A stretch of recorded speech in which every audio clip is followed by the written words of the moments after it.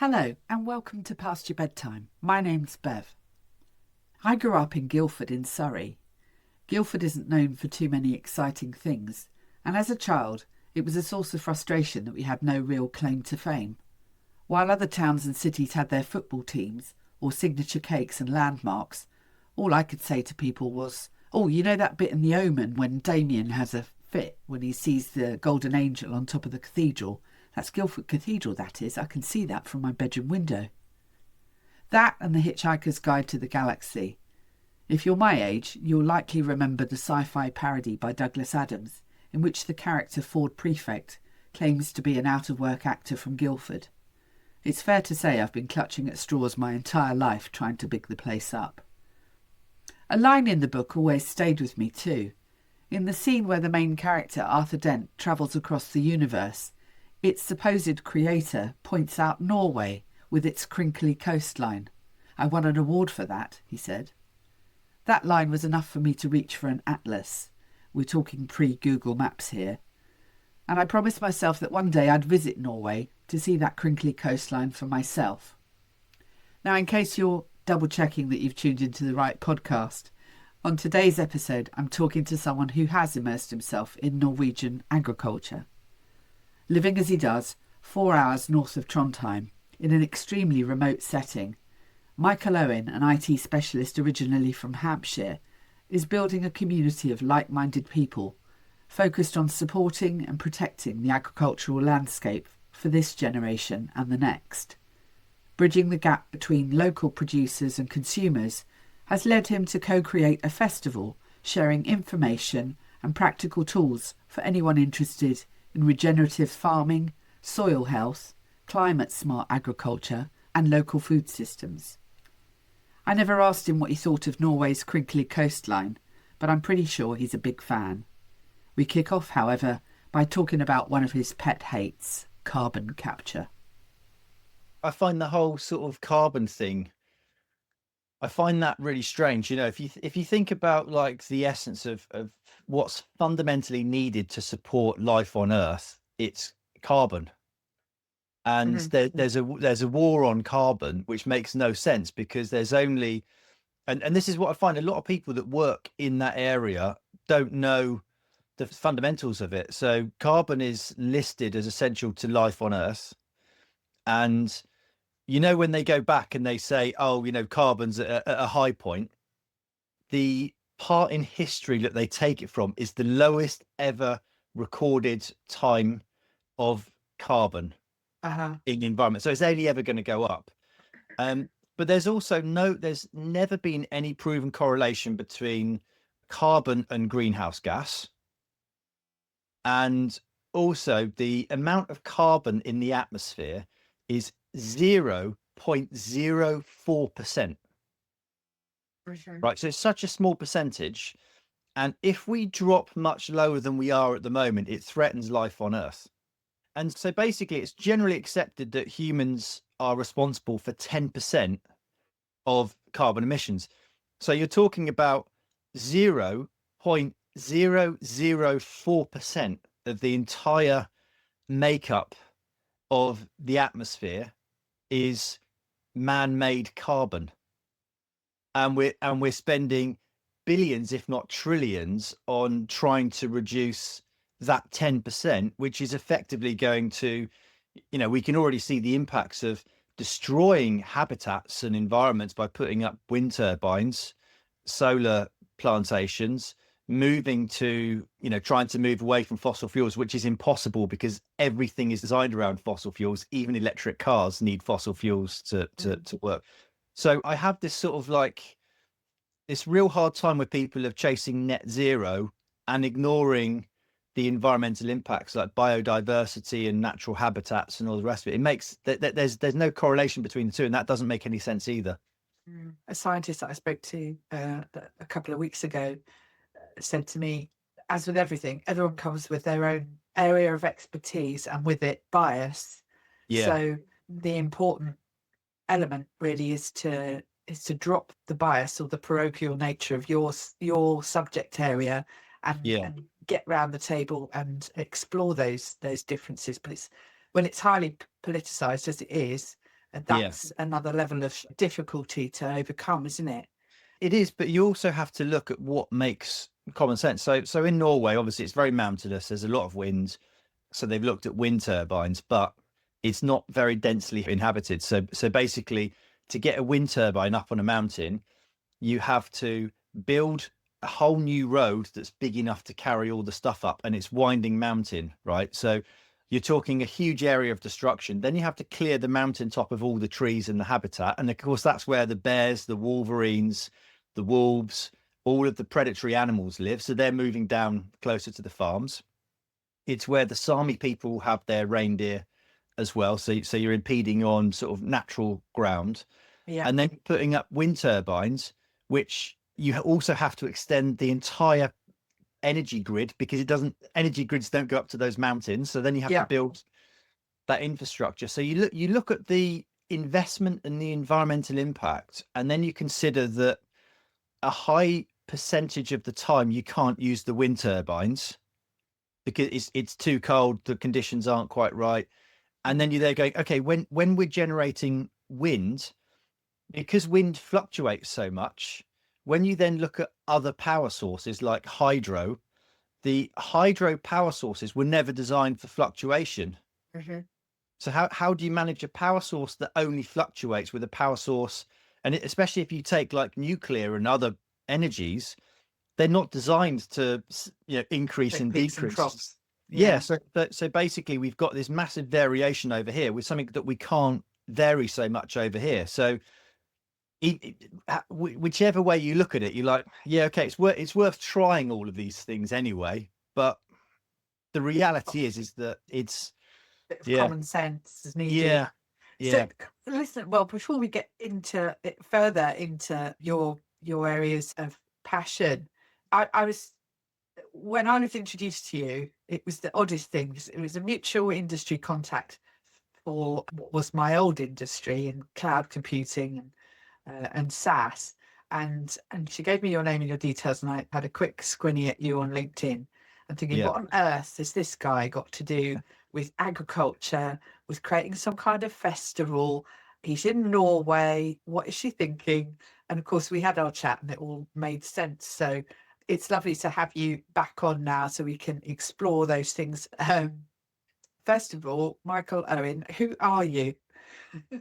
Yeah, well, I started my career in telecoms and software in London, working for a big American telecoms company, and did that for sort of 10 years. Set up my own consultancy company again in telecoms and IT, and had various roles. Ironically, in Norway as well. That was one of my international jobs. I was based out of Oslo for a few years, working for a software company called Opera, which did like web browsers for mobile devices.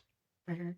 And yeah, then spent probably since 2010, I guess. I started working again for myself, and then in 2013 I set up a cloud computing organization. So we basically do application development work, cloud infrastructure, cybersecurity, those types of things. So we do that for UK government and for small, mid, large size corporates in predominantly in the UK. Yeah. And a lot in education. So we built some online schools and those types of things. And then in 2020, when COVID hit, I was together with a Norwegian, been together for a long time, two kids, and her family plot is 6,000 acres on a mountainside in mid Norway. And when lockdown sort of came in England, it was like, okay, we're going to stay locked down in Bournemouth and put up with all the COVID stuff, or are we just going to be brave and jump in the car and drive over to Norway? But yeah, we just thought, because for me, I had to be in London sort of once or twice a week for work. When COVID came and everyone started working from home, I spoke to my main customers about my plans to move to Norway, and they were all very supportive. So I'm back in the UK every 2 to 3 months anyway for work. But yeah, it just worked well. It just presented a unique opportunity. You don't get that many opportunities where you can sort of up sticks and go somewhere that's also semi-familiar, because I've been spent so much time out here. Yeah. And then learned some new skills. We had this house that cost £5,000 to buy, and we probably paid too much for it. and then spent a huge amount of time and energy on renovating it. So we've built a little paradise out here, and then as part of that, I've always grown food for myself back in England. And I was just gobsmacked out here when I wanted to buy a greenhouse and realized that the greenhouses you get in the middle of Norway, they're the same greenhouses that you get on the south coast of England, but the climate's completely different. Uh-huh. And so, yeah, just wanted to start building a bit more of a self-sustainable lifestyle out here. Food's really expensive. Most of it's imported. Farming communities here are struggling. It's actually, although it's a short season here, it's actually quite fertile. So there's a lot going on here. So I started to look into that. I got a research grant for designing a all year round greenhouse for this region, for the Scandinavian region. So I've been working on that with an engineering friend as well, and a research institute here which do research into building materials and those types of things. So that's gone really well. So that project will finish soon.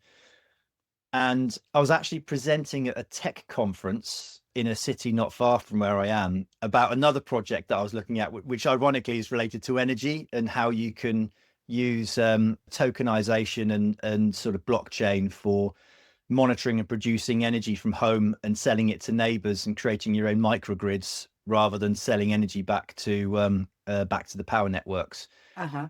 And one of the guys there was looking at how do you build a blockchain supply solution within the agricultural industry so that you've got transparency in agriculture, but also you've got a better correlation between producers and consumers.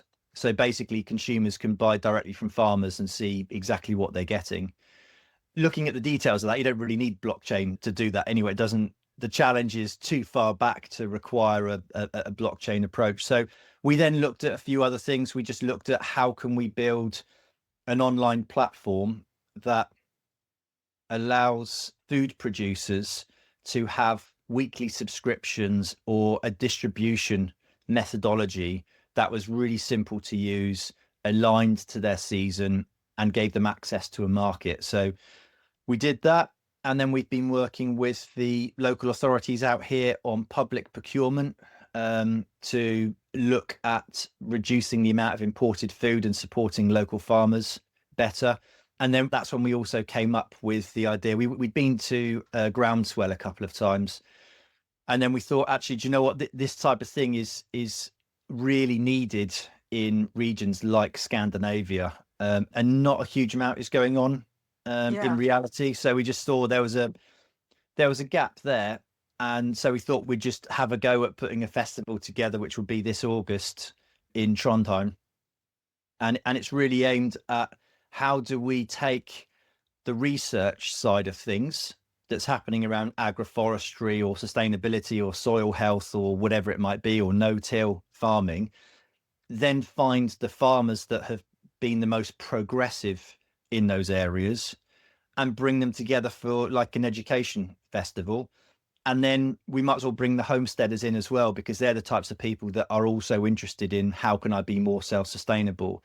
And we've so far we've got some incredible speakers already in there. So we've got one of the most cited professors in Europe coming over from Germany. He's been involved in nearly 180 research papers into biodiversity. And we've got, ironically, there's quite a few English people living over here. And one of them, a guy called Stephen Barstow, he's written a book around the world in 180 plants. And he's built these 3 gardens where he's able to live almost completely self-sustainably without having to buy any food, which of course people say that's impossible to do that. You can only do that if you're part of a community and doing all the rest of it. But he's done it by himself whilst working a full-time job. In one location. In one location, yeah. So that's sort of the aim of the festival. Is very much about community music, trying to move, take some of the old traditional techniques, farming techniques, look at modern research practices, some of the tools that are available for it, how that's being adopted in different farms around the place, and to be able to arm farmers with knowledge and with tools to say, how can I reduce, even if it's economics, how can I reduce my costs on pesticides and fertilizers? How can I maximize the nutritional value of my yields and do that in the lowest risk way? So that's the Yeah. type of stuff that we're trying to get to. We're not sort of just waving a hippie flag and saying, if it's not organic, it's not worth it. It's basically just saying, fundamentally the food system works really well for a very select group, and that's the financial institutions and the supermarkets, who are the ones maximizing on the profits, and they're the ones in control of the entire food system in reality. So it doesn't necessarily work how farmers would want it to work, and it doesn't really work how consumers would want it to work, because as a consumer you want locally produced, high quality, nutritional food that it's safe, and it contains the least amount of additives and all Yeah. the rest of it. At a reasonable price. Exactly. Yeah. Yeah. You've mentioned there about farmers struggling in Norway. Give us a flavour for the issues that they're facing. I think it's similar all across the EU, although Norway's not in the EU. It sort of follows EU rules. So you take the UK, for example. There's been the inheritance tax imposed on farmers. That's been in Norway for some years. So basically, every generation, the farms either sell or they get smaller, because they have to sell off the land, because it's asset rich, cash poor.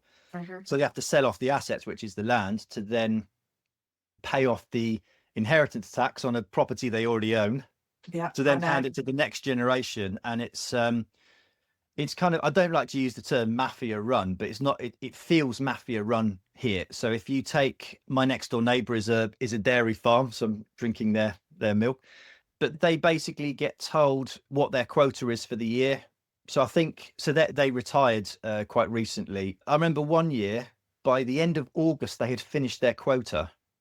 So you basically got September, October, November, December. So you got 4 months where there's no income. Yeah. Right. So basically, then they can't stop production of milk. So for 4 months, they have to give their milk for free, because they're not allowed to throw it. They're not allowed to sell it. They can only sell small amounts very privately. So 4 months of free milk to the dairy, and there's only one that they can choose from.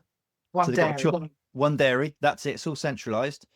And if they miss their quota, they get a fine as well, and a reduced quota the next year. And you know what dairy farms, like, guys are up at 4:30, 5 o'clock in the morning, and they are working until late in the evening, and they're working 7 days a week. And they go into the supermarket and see that their milk is 3 times the price that they're getting for it. And of course, all the legal requirements are going up as well, in terms of some of the protocols they have to follow, the investments they have to make in their farm, the new equipment that they have to have. And so what's happening is that you're getting this generational change, where I think people that are in their 50s and older are just waiting out until retirement, and people that are in their 20s and 30s aren't really looking at a career in farming, because what's the point? You're not really going to make much money. You don't have much in terms of freedom. You're not particularly well appreciated by the community or those around you, because the community just buys from the supermarket. So the community is detached from your work. And what I find interesting is we hold doctors and lawyers and professional services really high. They get paid very well. We hold them up very high, and we see them as being very necessary as part of society. But how often do you see a doctor or a lawyer or a solicitor? It's maybe once a year, once every few years. But we rely on farmers 3 times a day, and they've been commoditized, and you feel that here. So I think I heard that it's roughly 1 farm a day in Norway is closing. And Norway's not a big place, but it's an agricultural country in reality. And they're similar to the UK. They're just massively competing against imported produce. I can't explain how remote it is where I am, but if I'm coming from the UK, I fly into Trondheim Airport, and then I drive or travel 4 hours north into the middle of nowhere. And there's a couple of supermarkets here, and the onions from here come from New Zealand, and the garlic comes from China. And you sort of think we've got all of these, we're told about climate change, we're told about all of these things. We talked about carbon earlier, but they're going on how does it make any commercial sense that onions that grow well in Norway are actually brought over from New Zealand? And so it's not just that Norwegian farmers are competing against farmers in Sweden or Denmark or Spain or Italy or France or something like that. They're actually competing with farms the other side of the world. Yeah. And there's trade agreements that support the importing of produce from the furthest possible away place on the planet. I think if you look at what's happening in the industry all across the world, but certainly within this region, farmers can only get bigger to become more efficient. And when I say efficient, that's purely from an economical point of view. When you're looking at mono farming, it's basically bigger is seen as better in reality, because you've got the potential for more efficiencies. But yeah, so farmers here, I kind of feel they're under so much pressure. I wouldn't want to go into farming. I wouldn't want my kids to go into farming, but the essence of it is without it, we're all completely, utterly and hopelessly screwed. What's the terrain of Norway? I imagine very mountainous, but not. Yeah. But how much of the land is farmable in an arable sense? Yeah, I would say it's the level of like innovation here is quite high when it comes to being able to clear a forest and make it arable land. It's quite surprising. Clearly, most of Norway is mountainous terrain, but still, that's okay for certain types of cattle. It's okay for sheep, for example. Sheep are okay in those types of conditions. Clearly, things like dairy farms or crops, that's really on the sort of arable fields. And there's plenty of them. When you drive through Norway, there are huge plots of land and fields and stuff which can be used.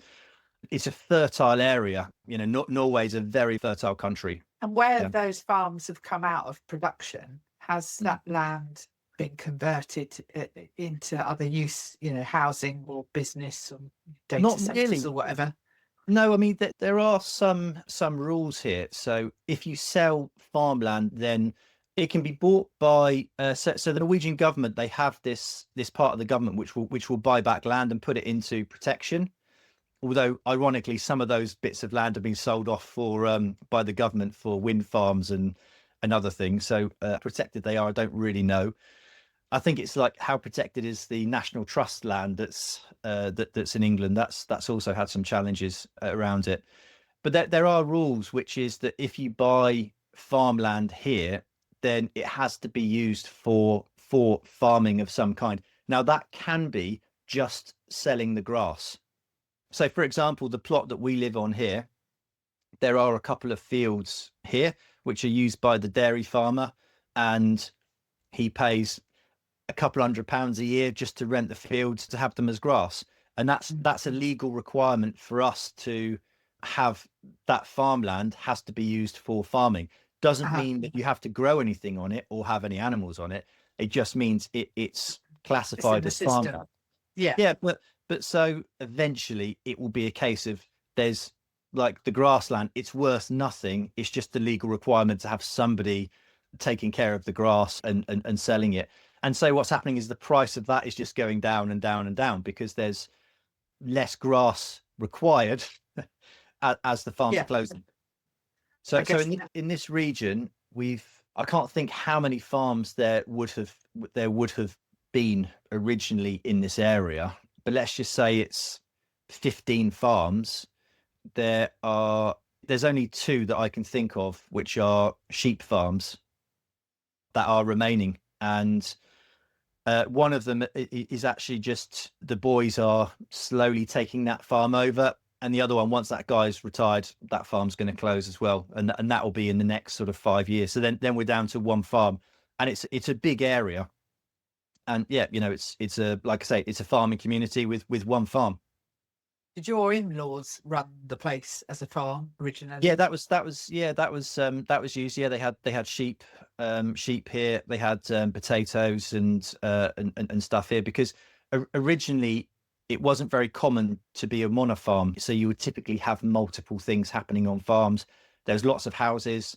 So on the farm that we have, there is 1, 2, 3, 4, 5. There's 6 buildings on the farm. And originally you had farm workers working there, working the land. You had a cook house.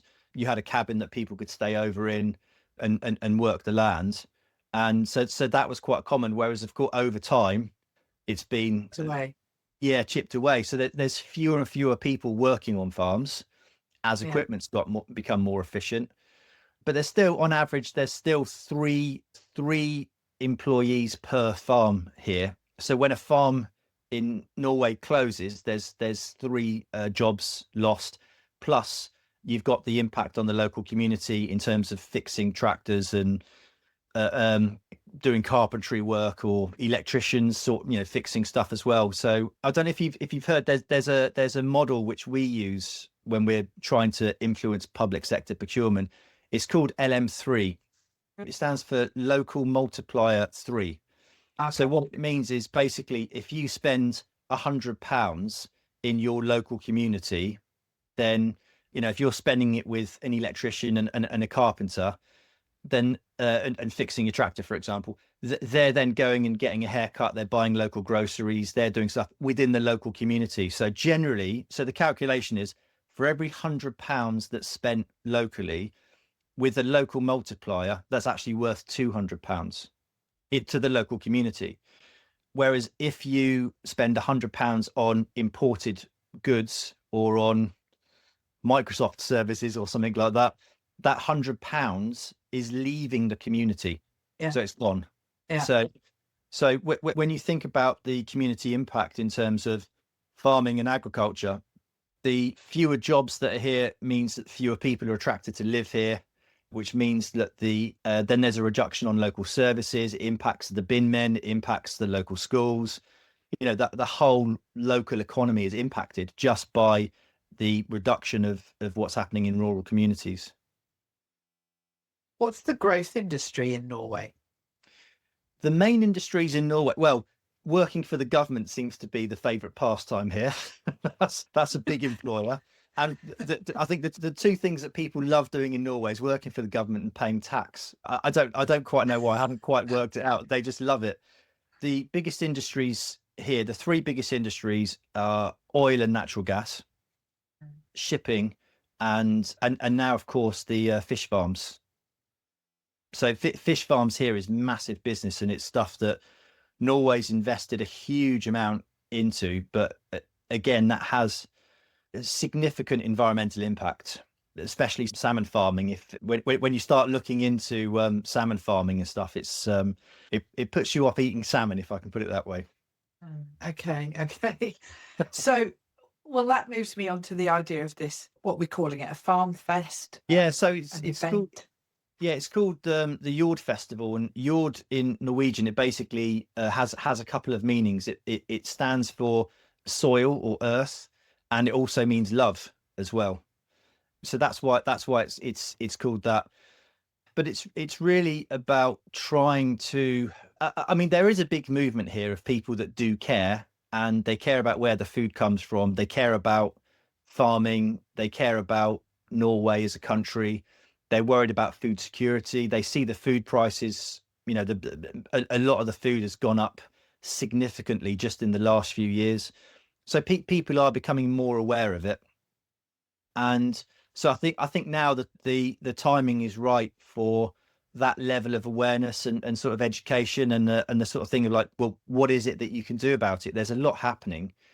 Whether it's just the knowledge of the difference, we've got a seed expert coming on to talk about the move within the industry to patent nature and to patent seeds, and how we need to make sure that we maintain heritage seeds, ones that are from local regions, ones that are more acclimatized, that you don't need to have pesticides and fertilizers on in the same way. So it's everything from soil health, seeds, to the whole farming techniques, and all of the things that you need to do to measure it. So how do you actually know you're on track, and how do you know that you're doing the right thing? Have you set the date for it?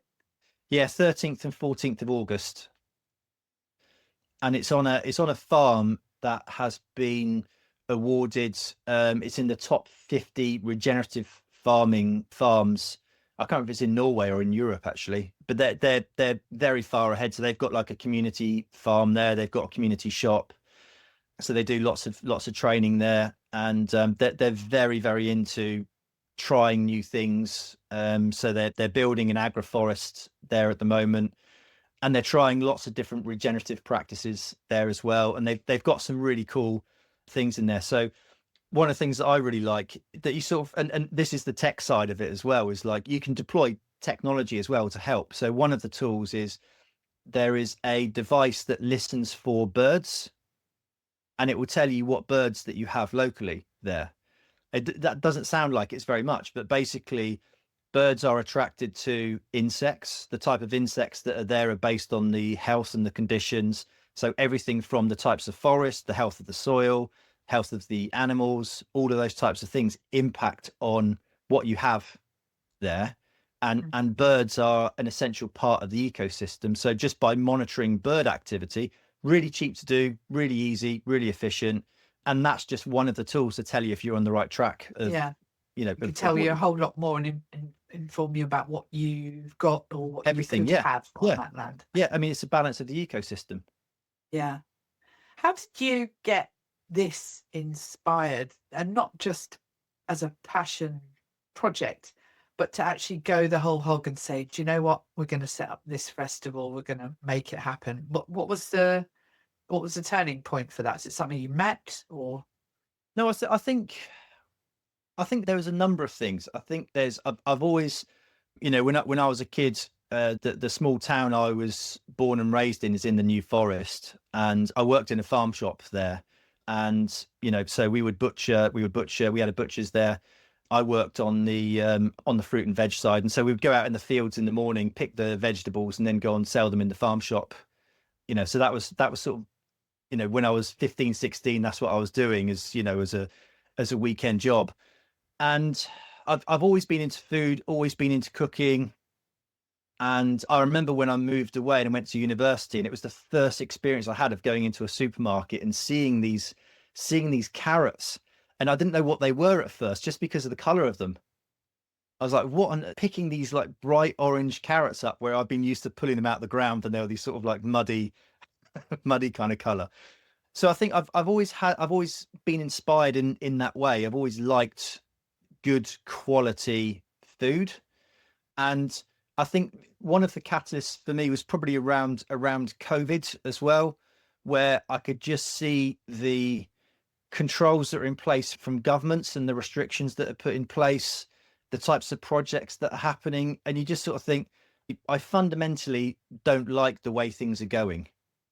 Mm-hmm. And it's very easy to have a few beers with friends and complain about it and sort of say, food's getting expensive. It's things aren't as good as they used to be when I was a kid. So it's good to have those conversations and put the worlds to rights. And then I just thought, especially after going to Groundswell, and what was interesting was when I went there and I met with some of the consultants there and said to them, right, I've got a field, I want to start growing stuff in there. What do? I just want to use regenerative practices. And they were like, just use glyphosate for the first year Cool. to get rid of all the grass and all the weeds. And I was like, really? That's the approach? This is a regenerative farming festival? And I just thought, actually, do you know what? There's a lot of people that are trying a lot of things. There's a lot of innovation. A lot of people are really interested in this. And rather than just complaining about it and getting annoyed with it, why don't we just try do something about it? So that's why we just thought we'd give this festival a go, and it ties in quite nicely with the other work that we've been doing around public procurement and trying to support farmers as well. And so it's really about that knowledge share and trying to get people. I think there's a lot of people at home that are interested in being more self-sufficient, but they don't know how to do it. And I think we've got this view of, right, that means that I have to dig up and plant lots of stuff and lots of annual plants and vegetables, which is hard work. Whereas actually there's lots of perennials that you can plant once and harvest many times. And there's a lot of that happening here as well. So it's how do we get that knowledge and how do we disseminate it? Because into that? we're in this phase now, aren't we, of awareness, growing awareness in people outside of agriculture that something's not right, we should be doing better.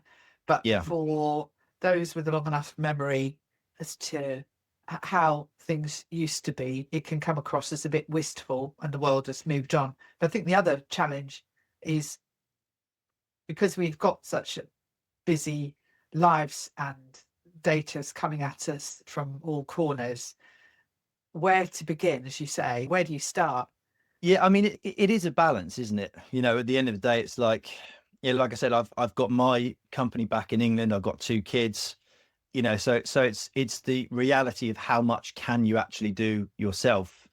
And I think the first thing is really around awareness, and for me, I can just see that, you know, we're fully reliant, and we're becoming more and more reliant on systems that are imposed on us with less and less choice. So just a prime example, if you were to go to the supermarket 30 years ago and take a tomato, you can take the seeds from that tomato and plant them and grow tomato plants. You can do that. Now, you know, with genetically modified seeds you can do that. But if you then take the seeds from those tomatoes, they're not going to grow properly. And so they're by design, you know, they're weaker and weaker. And there's actually, I was listening to a lawyer talking about the challenge around genetically modified seeds and how, you know, there's a legal process in place. So, for example, if you were to take a tomato from the supermarket and those seeds have been genetically modified and you plant those seeds and you grow them, you're actually infringement of patent law. You're breaking the law because you're taking someone else's product and you're using it for your own good without a license. But also, as it's things like, if a tomato is genetically modified, it has to be listed as being genetically modified.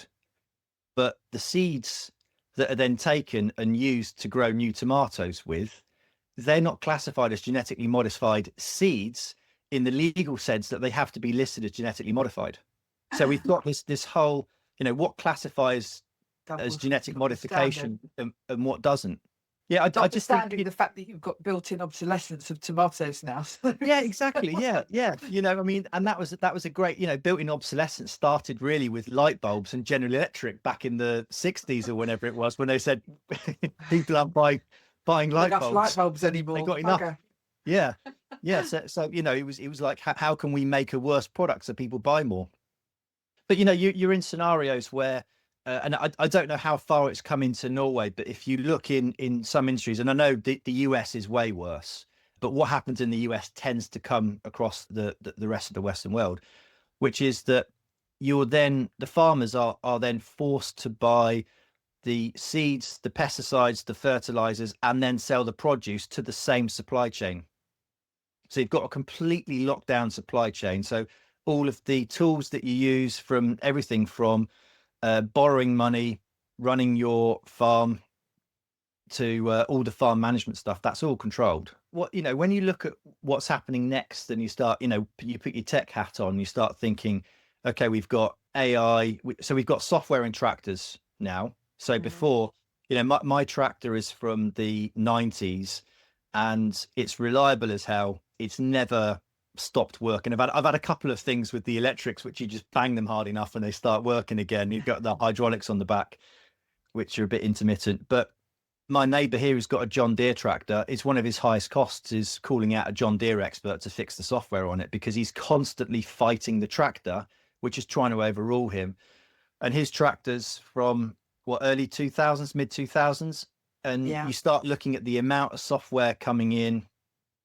I think I sent you a link to a YouTube video about just that, because at the end of the day, you need it to work. But it's like modern cars. You open the bonnet, and it's one big computer. Yeah, and it's really interesting. If you look at the John Deere share price as well, when you start thinking that they are not necessarily selling more tractors, but their share price is through the roof, and the amount that they're getting in on service contracts is through the roof. It's recurring revenue from SaaS, isn't it? Basically. Exactly. Yeah, it's a recurring revenue model. But what's interesting is, one of my neighbours here, he's quite funny, and he's always doing some slightly sketchy stuff. And anyway, he drowned one of his brand new John Deere tractors. You're talking like a 200,000 pound tractor, one of the really huge ones, brand new. And he basically drowned it. They pulled it out of this ditch, and it was an insurance write-off. It couldn't be fixed because of all of the electronics and the software on it. And you think, if mine had sat there for a month and you pulled it out, yeah, you might have to change the fuses and dry it out a little bit, but it would just start, it's no problem. And so, yeah, you start then thinking about how AI is coming in. I don't know if you've seen these AI lasers, which go on the back of the tractor, which can laser target around the crops as well. So, yeah, so basically when you're going to remove the weeds, yeah. So basically that goes through. So you start thinking about all of the agri-tech that's coming in, and you think actually the advancements that we're having in AI tech, software, and robotics as well. If you look at how far it's come in 2025 and already in 2026, you it's not actually that far off until we've got way more automation within the farming industry. And so then you start looking at the impact on it and what's the future of farming actually going to look like. And we've also got these lab grown, all this strange stuff happening with lab grown meat and all of those types of things as well, which again, personally, I'm not really a fan of. I don't really like that type of synthetic, artificial fake stuff,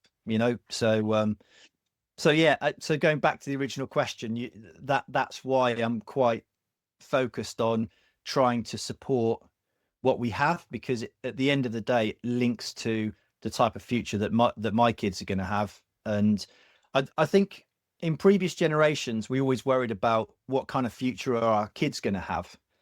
But with the pace of technology now and the pace of change, I'm also worried about what future I'm going to have in 20 years time. What's the world going to look like? Yeah, you're living in it. Some people might challenge your view of the world and sort of say, well, you are harking back to it's not as good as it used to be. What is your fundamental basis or belief for that this has to change? What's the biggest fear for you? I don't know if there's one single biggest fear. I just think that if you look at businesses that are run by accountants, they lose the essence of the business. And I think that what we've got within agriculture is that agriculture is run by finance. It's not run by farmers for farmers. What I mean by that is farmers are not paid on the nutritional value of what they produce. They're not paid on, how native the produce is. They're only paid on yield. So just in that one main metric, you're economically making sure that you're not necessarily interested in the quality of the produce. You're interested in the amount. And I think as soon as you start moving away from quality when it comes to, we are effectively, batteries at the end of the day that need a fuel, and our fuel comes from nutrition, and our nutrition dictates our health and our well-being and all the rest of it. And so fundamentally, my concern is that we're just moving further and further away from that.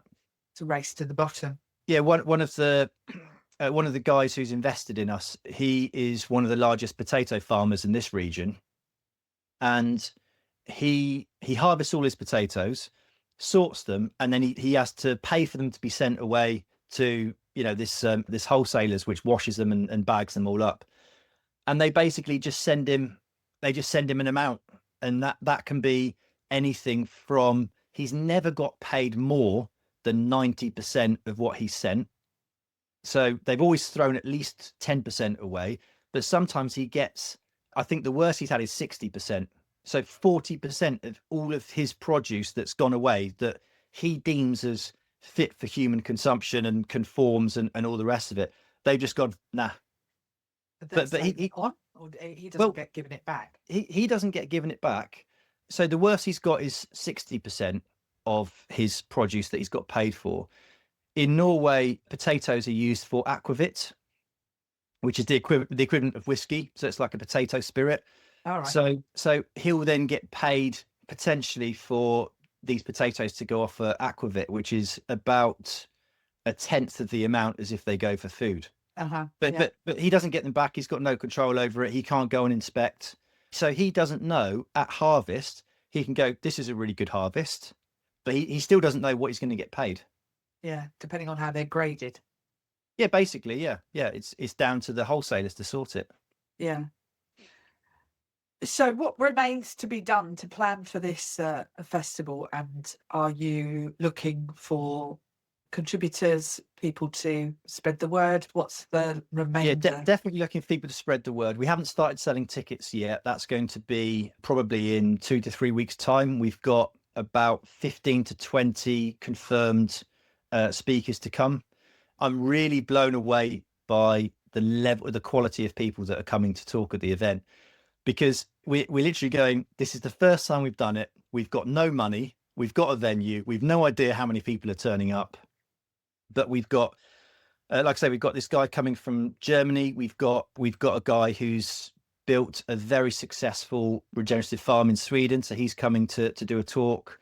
We've got some from the UK coming over as well. And we've got a few that are in Denmark and even in the US. So some of the ones in the US, if they're in Europe, they're going to come and talk. But otherwise, we're going to do some podcasts with them.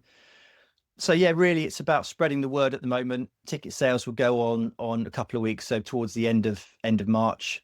And we've got a couple of musicians coming, so we need to find a few more musicians, and then we've got to try and get some extra money in from some areas to make sure we've got the equipment that we need. We've got the licenses. We've actually got a local brewery coming to run the bar for us as well, which is really good. So we got some, and they've won some really good awards for some of the beers that they make. So yeah, so we're in fairly reasonable shape, but obviously it's first year of doing it.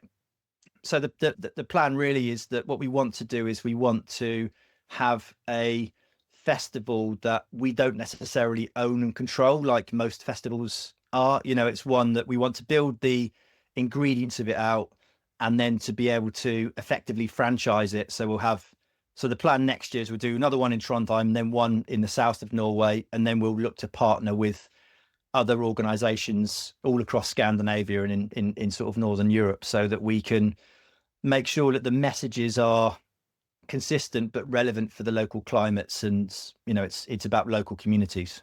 Yeah. So how far from Trondheim will this venue be? Is it up? Oh, it's right on the Your outskirts place? of Trondheim, so you can actually see Trondheim city from the farm. It's set It's back. not a 4-hour transfer. No, it's like 15 minutes outside of Trondheim. It's got an amazing view of the fjord over Trondheim itself and the city. And yeah, it's a beautiful place. And yeah, Lars and Maria, the two that run that farm, are very, very on board with it all. They've been incredibly supportive. So yeah, we're really lucky from that point of view. It's come very far, very quickly.